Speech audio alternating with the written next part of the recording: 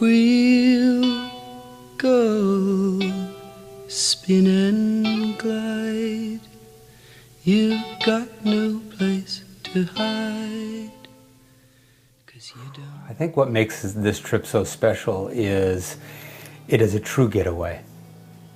I mean, it's really the opportunity to step away from all the noise, the distraction, the demands of our life back home, where it's really hard to listen to ourselves. It's hard to kind of track what we're really doing with our lives and what's really precious to us in our lives. And a trip like this, it opens up the space and it gives the time and it creates a perfect opportunity to really drop in and feel a sense of celebration of your life.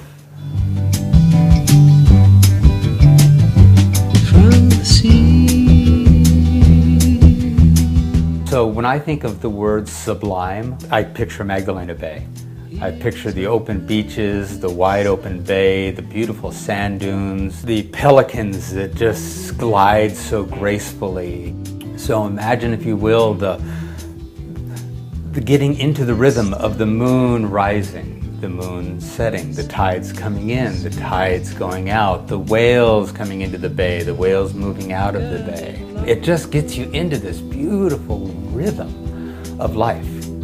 And that allows me and allows everyone who I've experienced this type of trip with to really connect deeply with the rhythm of their own life.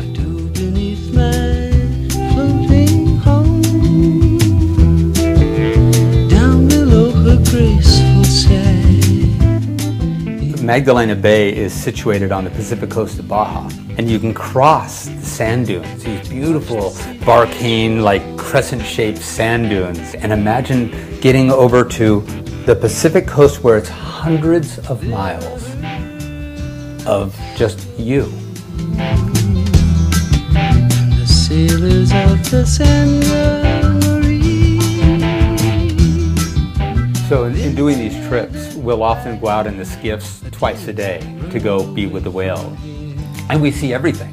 We see mothers with babies, we see mating whales, we see the young juveniles who are just trying to figure out what's going on with this whole social scene with the whales, breaching, rolling, spy hopping, and it is so cool to be in a skiff and looking down into the water and see this massive animal.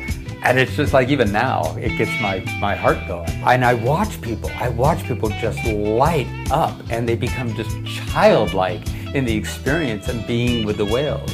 And the way that helps them in their own personal journey as well, it just allows them to feel their most childlike nature. And when we're in touch with that, that's when we're really having a deep conversation with our lives, is we're speaking to our child self, which is so informative.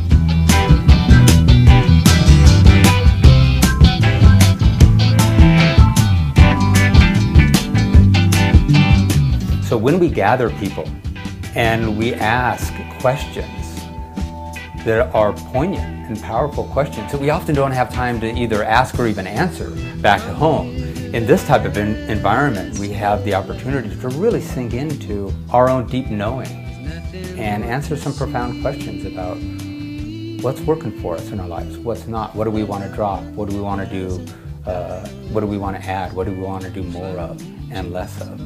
So Marlena and I create a variety of different opportunities for deep listening, for celebration. We're going to dance on this journey. We're going to have some guided meditations.